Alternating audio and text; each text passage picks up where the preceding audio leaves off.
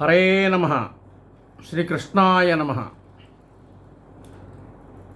ఆట విడుపు కథల కార్యక్రమానికి పిల్లలందరికీ తిరిగి స్వాగతం, సుస్వాగతం. మనం ప్రతిరోజు కొద్ది సమయాన్ని విజ్ఞాన వేదికగా మరల్చుకొని కొంత విజ్ఞానాన్ని కొన్ని కథల ద్వారా తెలుసుకునేందుకు మనం సమాయత్తమవుతున్నాం. స్వయం నియంత్రణలో గృహ నిర్బంధులమై ఉన్న సంగతి ప్రతి ఎపిసోడ్లో కూడా చెప్పుకుంటున్నాం. కొద్దిసేపు ఈ విజ్ఞాన వేదికను గురించి పిల్లలు ఓపికగా కూర్చొని ఈ కథలు విని చర్చించుకుని దాంట్లో ఉన్నటువంటి మంచిని పాటించవలసిందిగా ప్రార్థిస్తున్నాను. మనిషి సహజంగా ప్రగల్భాలు పలుకుతూ ఉంటాడు. ఇది సహజ గుణం కొంతమందికి. చాలామంది చేస్తారని చెప్పచ్చు, కానీ అందరూ చేస్తారని చెప్పడం కష్టమే. కానీ ఎక్కువ మంది ప్రగల్భాలు పలకడానికి అవకాశం ఉన్నటువంటి పరిస్థితులు కల్పించుకుంటారు. ఈ గొప్పతనం అనేది ఆపాదించుకుని చెప్పినప్పుడు కొద్దిగా ఎదుటి వాళ్ళకి హాస్యంగా ఉంటుంది. లేదు, నిజంగా వాడు గొప్పవాడై ఉండి వాడి గొప్పలను పక్కవాళ్ళు చెబుతున్నప్పుడు, అదే కొన్ని పరిస్థితులలో నేను ఈ పని చేశానని వాడు చెప్పినప్పుడు కాస్త మనసుకు ఆహ్లాదం కలుగుతూ ఉంటుంది. అటువంటి ప్రగల్భాలు అనిపించుకోవు.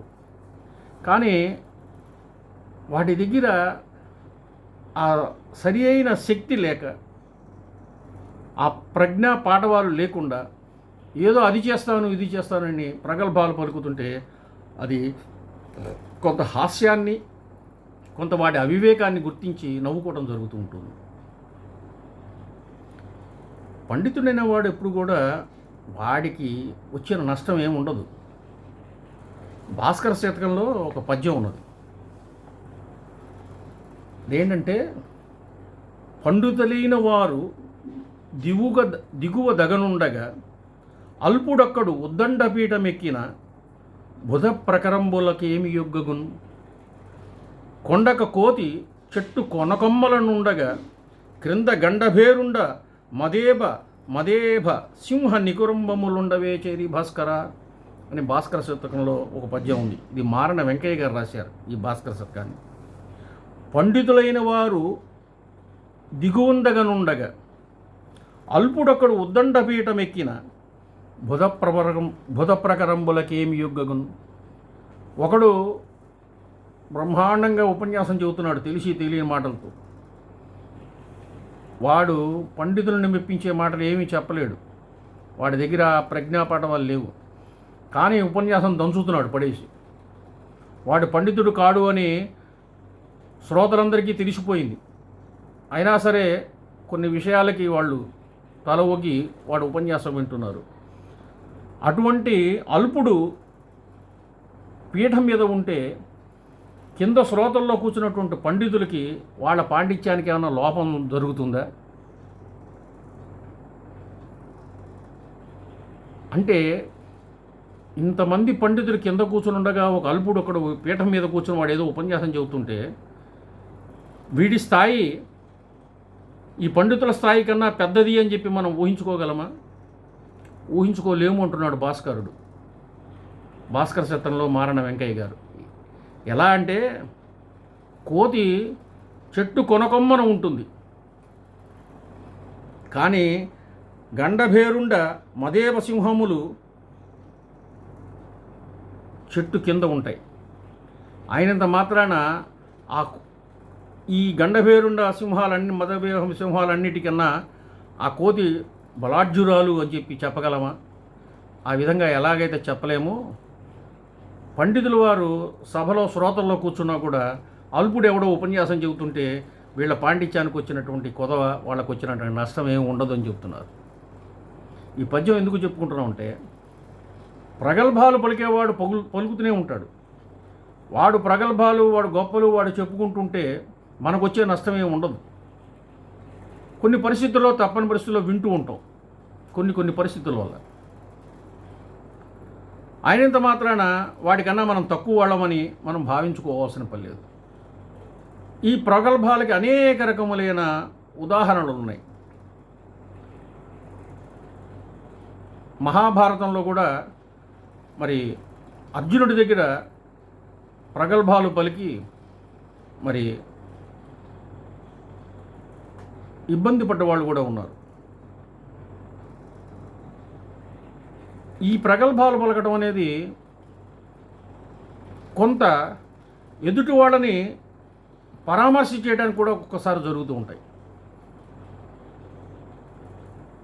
ఏదన్నా ఒక ప్రమాదం జరిగిందనుకోండి, గబగబా వెళ్ళి అమ్మా నీకేమైనా ఈ ప్రమాదం జరిగిందని బాధపడవాకమ్మా, మీ వాడికి వచ్చిన బాధ ఏం లేదు, నేను వాడిని పోలీసులు పట్టుకెళ్ళినా కూడా నేను వాడిని తీసుకెళ్ళి లాకప్లోంచి బయటికి తీసుకొస్తాను, నువ్వేం బాధపడబాకని చెబుతుంటాడు. వీడి వల్ల అవుతుందా లేదా అది తర్వాత విషయం. కానీ ఉపశమనం మాటలు ఎదుటివాడు కష్టవాళ్ళు ఉన్నప్పుడు వాడు ప్రగల్భాలు పలికినా కూడా ఆ ప్రగల్భాలు కొంత ఉపశమనాన్ని కలిగిస్తూ ఉంటాయి. పాపం ఆ తల్లికి ఒకడే కొడుకు, వాడి మీద అనవసరంగా అపవాదం వచ్చింది. వాడేదో ఒకళ్ళింట్లో దొంగతనం చేశాడని రాజభటులు వెళ్ళి పట్టుకుని తీసుకెళ్తున్నారు. వాడు చెబుతున్నాడు, నేను ఆ సమయంలో ఇంట్లోనే ఉన్నాను, మా అమ్మ దగ్గరే ఉన్నాను, నేను మా అమ్మ సుస్థి మనిషి, మా అమ్మకి సేవలు చేసుకుని ఇంట్లో ఉన్నాను, నేను ఆ చోరీ చేయలేదు అంటాడు. కానీ వాళ్ళకేవో కొన్ని విషయాలు సాక్ష్యాలు మూలాన వీడిని పట్టుకెడుతుంటాడు.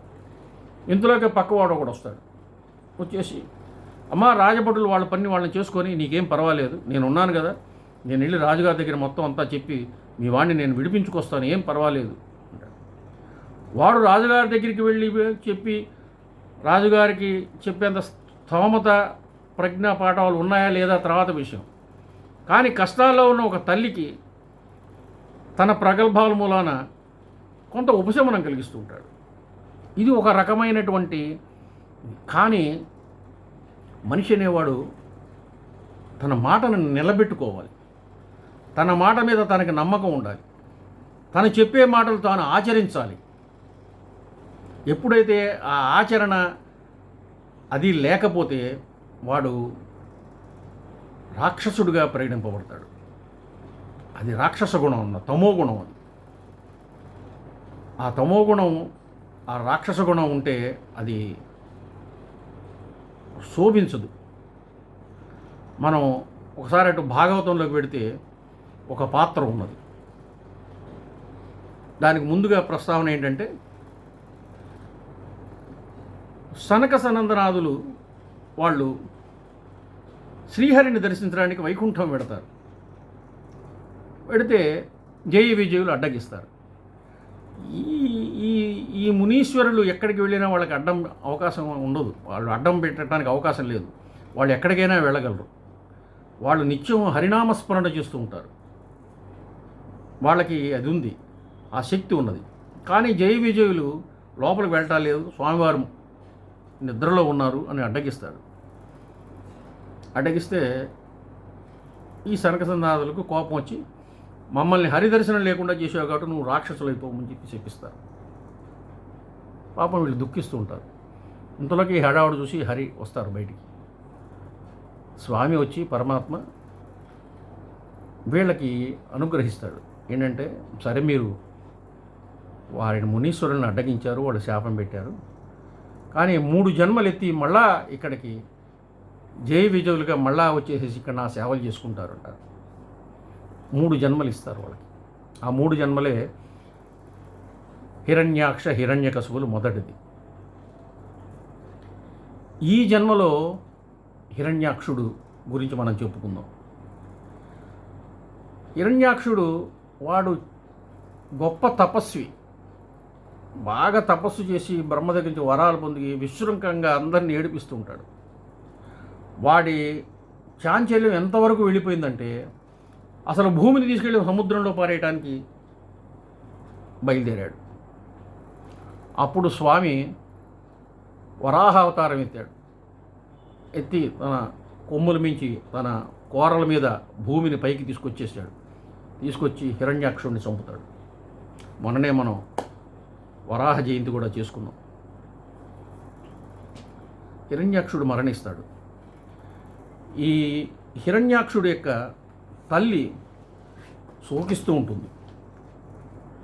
శోకిస్తూ ఉంటే అప్పుడు తమ్ముడైనటువంటి హిరణ్యకశిపుడు వస్తాడు.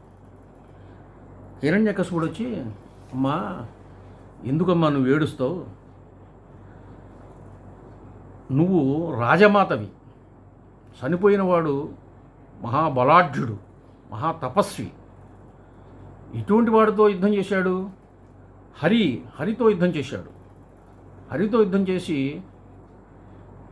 మరి వీరమరణం పొందాడు. నువ్వు వీరమాతవయ్యావు. కాబట్టి వీరమాతవయ్యుండి ఇట్లా శోకించడం తగదమ్మా అని చెప్పి వైరాగ్యం చెప్తాడు హిరణ్యకశిపుడు. హిరణ్యకశిపుడు వాడు రాక్షస గుణం, వాడు రాక్షసుడు. కానీ తల్లి దగ్గరికి వచ్చేసరికి ఓదార్పు మాటలు చెప్పడానికి వైరాగ్యాన్ని ఆశ్రయించాడు. నిజంగా వాడి దగ్గర వైరాగ్యం అవకాశం లేదు. మహాభాగవతంలో బమ్మెరపోతన గారు హిరణ్యకశిపుణ్ణి తల్లి దితిని సంబోధిస్తూ హిరణ్యకశిపుడు చెప్పినటువంటి ఒక పద్యం చాలా మహత్తరంగా ఉంటుంది, చాలా వైరాగ్యాన్ని తెలియజేస్తూ ఉంటుంది. నీరాగార నివిష్టపాంధుల క్రియన్ నిక్కంబు సంసార సంచారుల్ ఒత్తురు కూడి సత్తురు సదా సంగంబు లేదొక్కచో సూరుల్ పోయడి త్రోవపోయన్ భగవత్సూనుండు తల్లి మహాసూరుండాతడు తద్వియోగమ్మునకు శోకింపనేటికిన్. సూర్యులందరూ వీరమరణం పొందిన వాళ్ళందరూ ఎక్కడికి పోతారమ్మా? వాళ్ళు స్వర్గానికి పోతారు. అలా స్వర్గానికి పోయాడు నీ భగవత్సూనుడు, నీ కుమారుడు. అయినా నువ్వు కొడుకు కోసం బాధపడటం ఏమిటి? నీరాగార నిపిష్టపాంధులు. వేసంకాలంలో బాటసారుల కోసం కొంతమంది ఏం చేస్తారంటే చిన్న చిన్న పంచెలు వేసేసి అక్కడ పెద్ద పెద్ద బాణలు పెడతారు, అరుగులు వేస్తారు లోపల. వాళ్ళు ఎండలో అటు ఇటు పోతూ దాహం వేసి ఈ పంచల్లోకి వచ్చి కూర్చుంటారు. కూర్చుని చక్కగా అన్నీ మాట్లాడుకుంటూ ఉంటారు. మాట్లాడుకుని చల్లటి నీళ్లు సేవిస్తుంటారు. మీరు ఎక్కడి నుంచి వచ్చారు, మీరే ఊరు వాళ్ళు, ఏం చేస్తుంటారు, మీ వృత్తి ఏమిటి, అది ఇది మాట్లాడుకుంటారు. మీకు ఎంతమంది పిల్లలు, అది అంటారు. కాసేపు మాట్లాడుకుని సేదదీరి కాసిన మంచినీళ్ళు తాగి అమ్మయ్య అనుకుని మళ్ళీ ఇటు వాళ్ళు అటు వెళ్ళిపోతారు. అమ్మా, ఈ పాంధులు అంటే ఈ బాటసారులు ఒక చోట కూర్చుని కబుర్లు చెప్పుకున్నంత మాత్రాన వీళ్ళకి ఏం సంబంధం ఉందమ్మా? ఇక్కడి నుంచి వెళ్ళిపోతే వాడు ఉత్తరం పోతాడు, ఒకడు దక్షిణం పోతాడు, ఒకడు పడమర పోతాడు, ఒకడు తూర్పు పోతాడు. ఇటు వాళ్ళు అటు వెళ్ళిపోతూ ఉంటారు. కానీ వీళ్ళందరికీ ఏం సంబంధం ఉంటుంది? కాసేపు కూర్చున్నారు, మాట్లాడుకుపోయినారు. అలాగే మన బాంధవ్యాలు కూడా అంతే. ప్రాణం పోయిన తర్వాత వాళ్ళతో మనకి పని ఉండదమ్మా, అది ఆత్మ వెళ్ళిపోతుంది. అటువంటి వెళ్ళిపోయిన ఆత్మ వీరమరణంకి పొంది స్వర్గానికి పోయింది కాబట్టి అసలు మనం బాధపడకూడదు అని బ్రహ్మాండమైనటువంటి వైరాగ్యాన్ని హిరణ్యాక్షుడు మృతితో తల్లి అయిన దితికి చెప్తాడు. చాలా ఆశ్చర్యంగా ఉంటుంది. అంటూ సుయజ్ఞుడు అనే వాడి గురించి చెప్తాడు. అమ్మా, సుయజ్ఞుడు అనేటువంటి ఒక పండితుడు ఉన్నాడు. వాడి కుమారుడు ఒకడు చనిపోతాడు. చనిపోతే వాళ్ళు విపరీతంగా ఏడుస్తూ ఉంటారు. అప్పుడు అందరూ యముడే స్వయంగా వచ్చి ఓదారుస్తాడు వాళ్ళని. మీరేమీ బాధపడబాకండి, ఈ జరామరణాలు సహజం. ఈ మరణాలనేది అందరికీ కూడా సహజమే. చనిపోయేవాళ్ళు చనిపోతుంటారు. కానీ వాళ్ళకి ఏం సంబంధాలు ఉండవు చనిపోయిన తర్వాత. కాబట్టి ఈ మరణాల గురించి బాధపడబాకండి అని చెప్పి యముడు చెప్తాడు. మంచి మంచి ఉదాహరణలు యముడు చెప్పేసి ఈ సుయజ్ఞుని యొక్క తల్లిదండ్రులని వాళ్ళ యొక్క పరామర్శ చేసేసి వాళ్ళని శాంతపరుస్తాడు. యముడు పరామర్శ చేసిన దానికి తల్లి అయిన దితిని హిరణ్యకశిపుడు పరామర్శ చేసిన దానికి మనం తేడాలు గమనించుకుంటే, వీడు రాక్షసుడు, వీడు చెప్పిన మాట అన్నీ ప్రగల్భాలే, ఈ వైరాగ్యం నిజంగా వాడికి లేదు. వీడి మనసులోంచి వచ్చినటువంటి వైరాగ్యం కాదు ఇది. యముడు ఎన్నో మరణాలు చూశాడు, వీళ్ళందరినీ చూశాడు. ఈ చనిపోయిన తర్వాత కొద్ది రోజులు ఏడుస్తారు, 15 రోజులు వాడి గురించి ఆలోచిస్తారు, తర్వాత మర్చిపోతారు. శంకర భగవత్పాదులు వారు కూడా అదే చెప్పారు. యావత్ పవనో నివసతి దేహే తావత్ పృచ్చతి కుశలం గేహే గతపతి వాయో దేహాపాయే భార్యా బిభ్యతి తస్మిన్ కాయే భజగోవిందం భజగోవిందం. ఏమి ఒకరికి సంబంధ బాంధవ్యాలు ఉండవు, ఎవ్వరు కూడా నిన్ను పలకరించరు. నీ మనసులో ఈ శరీరంలో ప్రాణం ఉన్నంత వరకే. శవం కలిగినటువంటి నీ శరీరం ఎప్పుడైతే శవం అయిపోయిందో నేను ఎవరు గుర్తించరు, నువ్వెవరో కూడా వాళ్ళకి పనికిరావు, తీసుకెడతారు, పారేస్తారు, అయిపోతుంది. ఇంత వైరాగ్యాన్ని చెప్పినటువంటి మహారాక్షసుడు అయినటువంటి హిరణ్యకశిపుడు ఇది ప్రగల్భాల కింద చెప్పాడు. తల్లిని ఉపశమనం కల్పించడానికి చెప్పిన ప్రగల్భాలు. కాబట్టి మనిషి ఎప్పుడు కూడా ప్రగల్భాలు పలకూడదు. ప్రగల్భాలు పలకకుండా తనకి చేతనైన మాటలే చెప్పాలి, తను చెప్పిన మాట చెయ్యాలి.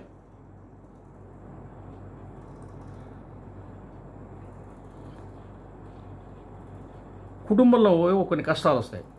అమ్మా నువ్వు బాధపడబోకు, అన్నయ్య ఉద్యోగం లేదనే కానీ నీకు బాధ, సరే నేను నా సంపాదన నుంచి కొంత కుటుంబానికి మళ్ళీ ఎక్కువ కేటాయిస్తాను, అన్నయ్య ఉద్యోగం వచ్చేట్టుగా చేస్తాను, మళ్ళీ అన్నయ్యను కూడా శాంతపరుస్తాను అని చెప్పి కుటుంబానికి బాసటగా నిలబడాలి.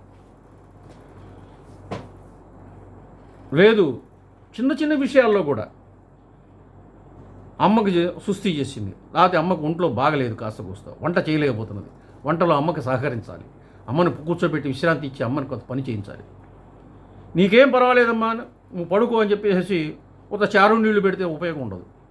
నీ శక్తి మేర నువ్వు శ్రమించి పని చేయాలి. పెద్దల మాటలు వినాలి. వాళ్ళు ఏదైనా నువ్వు చేయగలను అన్నా కూడా అమ్మ నువ్వు చేయలేవులేమ్మా ఇంతవరకు చెయ్యంటే వాళ్ళ మాట విని చేయాలి. ప్రగల్భాలు పలికి అన్నీ చేస్తాననుకోకూడదు. కాబట్టి మనకు చేతనైన మరులు చెప్పాలి, చెప్పిన పనులు కంపల్సరీగా చెయ్యాలి, అట్ట మాట నిలబెట్టుకోవాలి. అప్పుడు మన మీద అందరికీ గౌరవం పెరుగుతుంది. దితికి తెలుసు వీళ్ళు రాక్షసులు, వీళ్ళు రాక్షస గుణాలు కావాలని కోరుకున్నారు.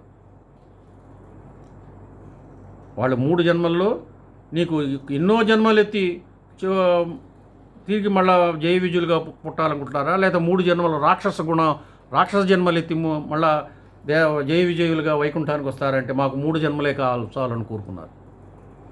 రాక్షసులుగా ఉన్నా పర్వాలేదు అనుకున్నారు. కాబట్టి వాళ్ళు రాక్షసులు. ఆ రాక్షస గుణం ఉంది. ఆ ప్రగల్భాలకి విలువ లేదు, ఆ చెప్పే మాటలకి పరామర్శలకి విలువ లేదు. దితికి బాగా తెలుసు, ఆవిడ కూడా మహా తపస్విని.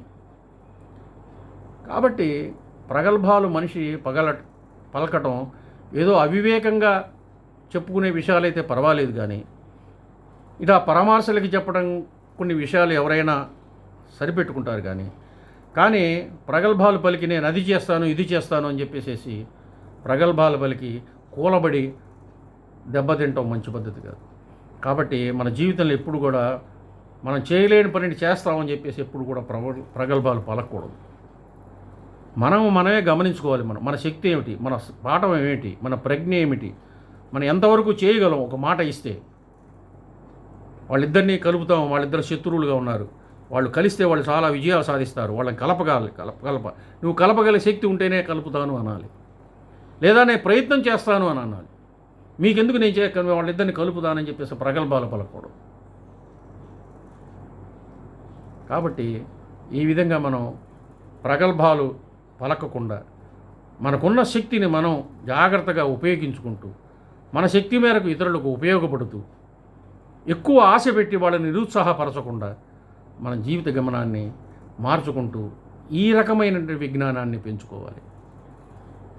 కాబట్టి అందరూ కూడా ఈ హిరణ్యకశిపుడి యొక్క రాక్షసత్వాన్ని గమనించుకుని వాడు చెప్పినటువంటి ప్రగల్భాలు ఏమిటో తెలుసుకుని వాడి వైరాగ్యంలో ఉన్నటువంటి సత్య చరిత్ర ఏమిటో కూడా తెలుసుకుని ఇట్లా మనం గమనించుకుంటూ కూడా మనం ప్రగల్భాలు పలకుండా మనం ముందుకు విజయానికి సాగుదాం. అందరం కూడా ఈ యొక్క కరోనా మహమ్మారిని తరిమి కొట్టడంలో ప్రభుత్వాలకి సహకరిద్దాం. Stay at home, safe at home. స్వస్తి.